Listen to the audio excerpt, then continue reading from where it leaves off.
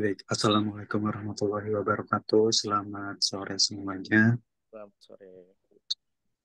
Baik, di sini kami akan menjelaskan, mempresentasikan hasil diskusi kelompok kami. Sebelum memasuki presentasi kali ini, perkenalkan saya Andika Juliana sebagai moderator yang akan memimpin jalannya presentasi pada sore hari ini. Dan sebelumnya saya ucapkan terima kasih kepada Ibu Rani selaku dosen mata kuliah Proses Bisnis Teknologi Informasi. Boleh di back dulu, Us. Baik. Baik, untuk hasil diskusi kelompok kami yaitu dengan berjudul Anjas SWOT pada Sistem Informasi Perpanjangan STNK berbasis aplikasi Signal. Sebelum memasuki slide yang pertama atau materi yang pertama, saya akan memperkenalkan kelompok kami, yaitu yang pertama ada Ahmad Aikal dengan NIM 11220696, kemudian ada saya sendiri dengan Andika Juliano dengan NIM 11220692, kemudian ada Dana Febri Rodiana dengan NIM 11220802, kemudian ada Muar Firdaus dengan NIM 11220695, kemudian yang terakhir ada Tri Egi Anggraini dengan NIM 11220797. Baik, baik, yang pertama ada tentang latar belakang yang akan dijelaskan oleh saya sendiri. Latar belakang dari kelompok kami atau dari judul yang kami buat yaitu pelayanan publik kepada masyarakat merupakan salah satu tugas atau fungsi penting pemerintah dalam menyelenggarakan tugas-tugas pemerintahannya. Pemerintah juga harus mampu membanggakan kemampuan dan kreativitasnya untuk memberikan proses pelayanan publik yang sesuai dengan kebutuhan masyarakat, karena kualitas pelayanan kepada masyarakat menjadi salah satu indikator dan keberhasilan penyelenggaraan pemerintah. Boleh next. Kemudian, aplikasi Signal hadir untuk mempermudah masyarakat dalam proses pelayanan perpanjangan STNK kendaraan bermotor yang dimilikinya. Namun dari aplikasi yang dihadirkan oleh penyelenggara pelayanan Samsat, ternyata masih ada beberapa kendala dalam proses sistem berjalannya. Masyarakat juga dapat melakukan pelaporan perpanjangan STNK mereka melalui aplikasi Signal. Masyarakat juga bisa perlu bisa melakukan mengisi data-data untuk melengkapi kelengkapan dan kepemilikan kendaraan bermotor sehingga pembayaran bisa melakukan melalui via transfer dan tinggal menunggu STNK terbaru dikirim ke alamat yang dituju. Boleh di next.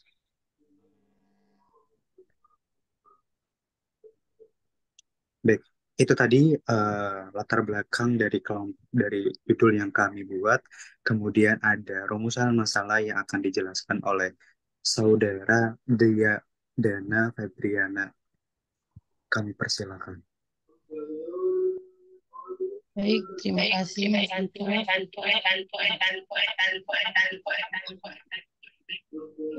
Rumusan masalah berdasarkan latar belakang yang telah diuraikan, maka dapat dirumuskan permasalahan yaitu satu, biaya pelayanan di kantor Samsat masih mengalami ketidakpastian karena sebagian masyarakat mempunyai pajak progresif. Yang kedua, kurangnya sosialisasi akan kehadiran aplikasi Signal dan penggunaannya. Yang ketiga, jarak waktu pelaporan perpanjangan STNK yang harus jauh-jauh hari dari sebelum jatuh tempo tanggal pajak berakhir. Yang keempat, proses jadi STNK terbaru terlalu lama datang ke pemilik kendaraan bermotor. Boleh di next.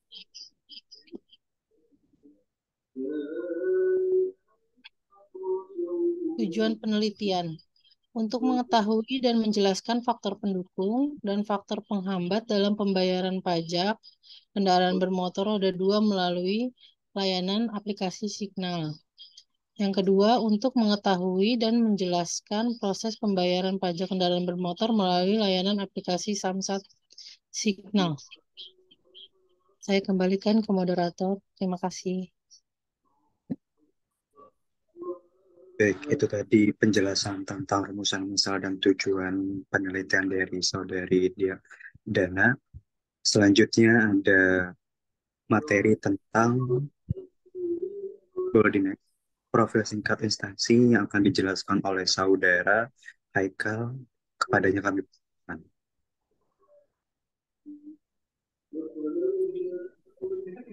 Oke, terima kasih Mas Andika. Di sini saya akan menjelaskan profil singkat Asia. Nah, di sini ada sistem administrasi manual satu tetap atau yang biasa kita sebut itu SAMSAT. Salah satu sistem administrasi yang dibentuk untuk memperlancar dan mempercepat pelayanan kepentingan masyarakat yang kegiatannya diselenggarakan dalam satu gedung. Dalam pelayanannya, Samsat tidak hanya dilaksanakan oleh Direktorat Lalu Lintas Kepolisian Daerah atau Ditlantas Polda, melainkan kolaborasi dari beberapa instansi lain, seperti Dinas Pendapatan Daerah atau Dispenda dan PT Jasa Raharja. Tiga instansi inilah yang melanjutkan disebut sebagai tim pembina Samsat. Next, Mas Daus.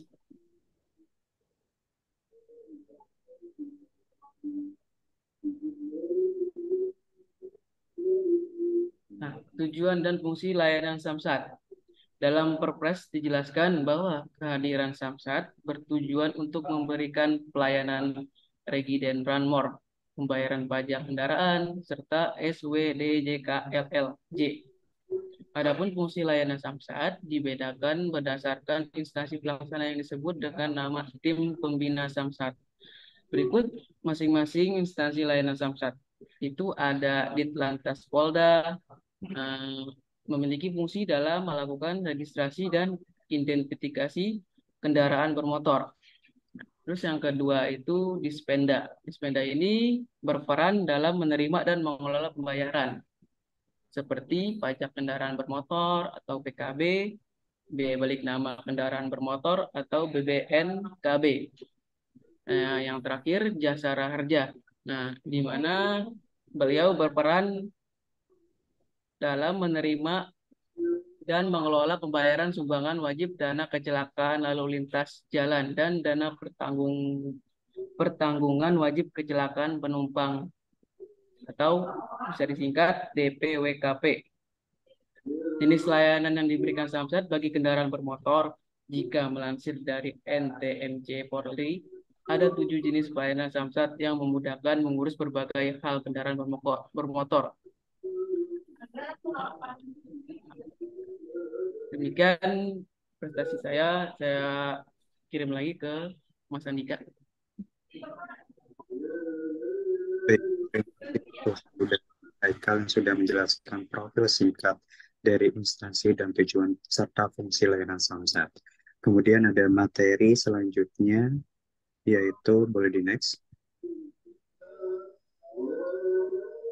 7 jenis pelayanan Samsat yang akan dijelaskan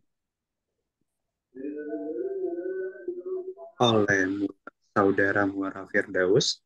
Kepadanya kami persilakan.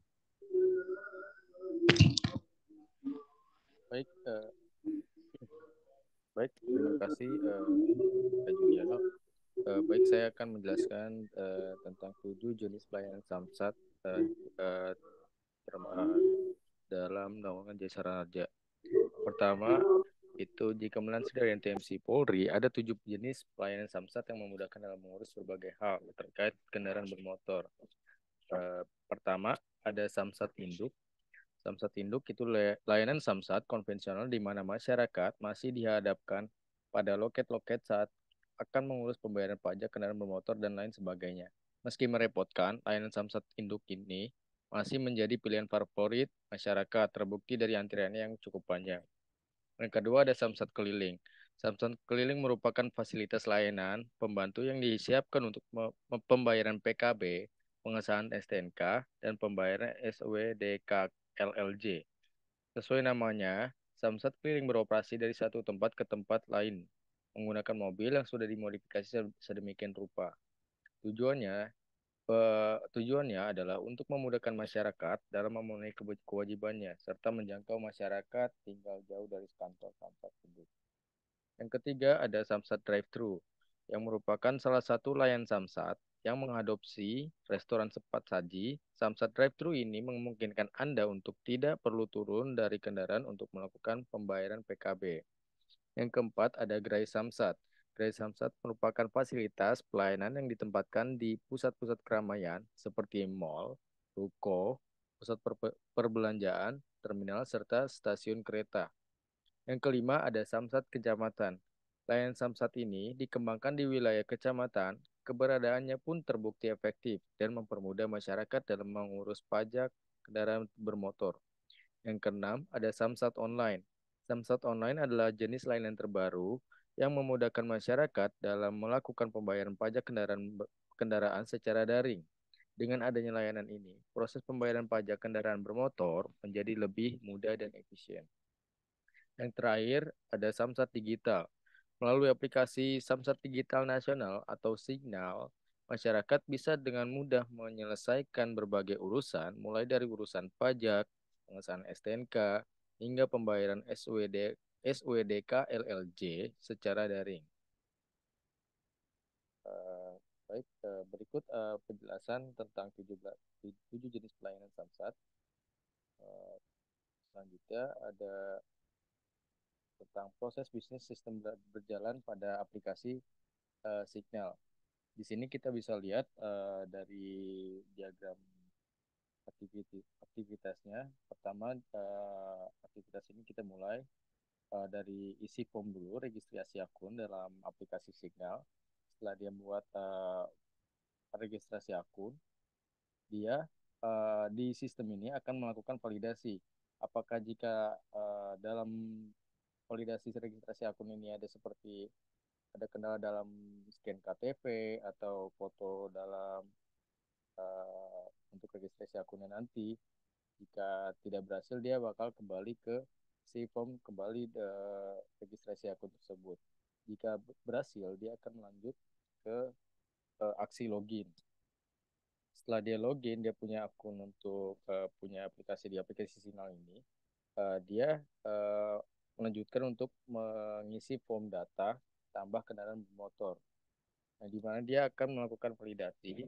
Jika dia dalam isi form ini ada kesalahan atau tidak sesuai dengan prosedur dari aplikasi Signal, dia akan melakukan kembali mengisi form data sampai sukses. Dan jika dia berhasil, dia akan melanjutkan ada aksi proses pembayaran.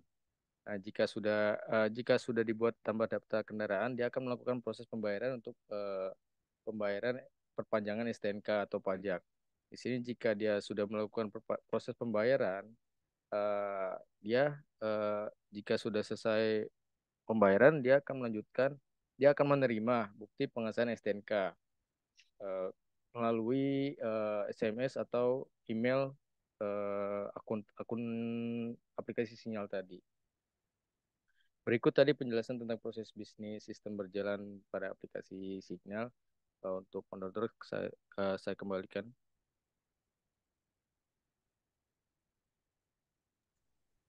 Baik, terima kasih untuk saudara Muhammad Firdaus yang sudah menjelaskan 7 pelayanan Samsat serta proses bisnis sistem berjalan. Selanjutnya ada materi tentang analisis SWOT yang akan dijelaskan oleh saudari Tri Egi. Padanya kami persilakan.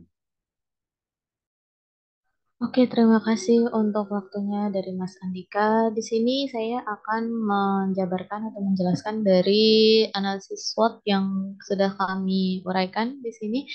Di PowerPoint di sini sudah ditampilkan kalau analisis SWOT-nya itu ada opportunity. Opportunity di sini adalah jumlah kendaraan bermotor yang semakin meningkat. Lalu untuk threats atau ancamannya, sebagaimana pertama ada kesadaran dari masyarakatnya itu kurang untuk pembayaran PKB, pajak kendaraan bermotor, dan pajak kendaraan lain sebagainya. Untuk yang kedua, banyak masyarakat yang menunda pembayaran pajak kendaraan bermotor. Untuk ketiga, ada kendaraan dalam kondisi rusak berat atau sudah tidak dipergunakan, tapi wajib pajak tidak melaporkannya ke kantor Samsat. Untuk strength atau kekuatannya adalah berdasarkan Undang-Undang Republik Indonesia Nomor 28 Tahun 2009 tentang pajak daerah dan retribusi daerah. Untuk di strategi SO-nya, pertama ada meningkatkan PKB melalui potensi tingkat kendaraan bermotor yang semakin meningkat S101O1. Yang kedua ada memberikan sosialisasi perhitungan yang mudah bagi wajib pajak. S2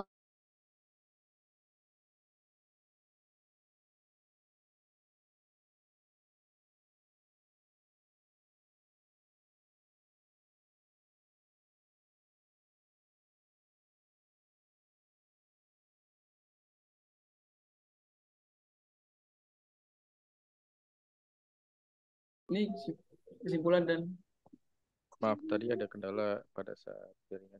Saya coba saya screen kembali. masih bisa dilanjutkan? Bisa. Next. Masih bisa screen record. Lanjutin. Oke. Oke, lanjut di strategi WO-nya. Satu, ada tingkatkan SDM dan optimalisasi SDM agar dapat melacak kendaraan bermotor yang tidak terdaftar atau yang belum terbayar pajak kendaraan bermotornya.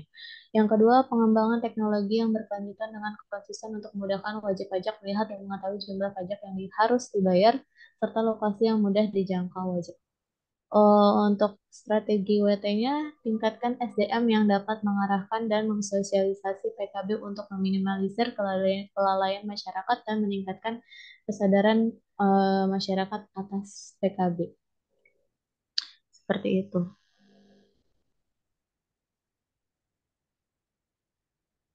Oke, boleh dilanjutkan kembali. Untuk kendala solusinya boleh dibuka kendala solusinya. Untuk kendala dan solusinya di sini kendalanya kurangnya informasi kepada wajib pajak tentang aplikasi sinyal sehingga banyak gagal karena salah menjalankan prosedur aplikasi sinyal. Banyak terjadi error aplikasi sinyal seperti terjadi gangguan sistem, kode verifikasi email, kadaluarsa dan lainnya. Transaksi sudah selesai pada aplikasi sinyal tapi proses menerima proses menerima dokumen fisiknya sangat lama. Untuk solusinya dijabarkan seperti ini, mensosialisasikan prosedur pada aplikasi signal seperti melalui media sosial, iklan TV, dan lainnya sehingga wajib pajak dapat mengetahui prosedur dan aplikasi sinyal. Yang kedua, melakukan pemeliharaan maintenance aplikasi sinyal sehingga dapat mengurangi terjadinya sistem error. Yang ketiga, melakukan pembinaan kepada Samsat sehingga dapat melakukan pengiriman dokumen fisik wajib pajak dilakukan lebih cepat. Seperti itu.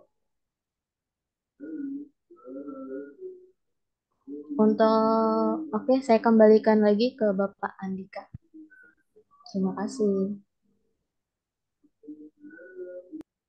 Baik, itu tadi penjelasan materi tentang analisa SWOT serta kendala dan solusi dari materi dari judul yang sudah kami buat.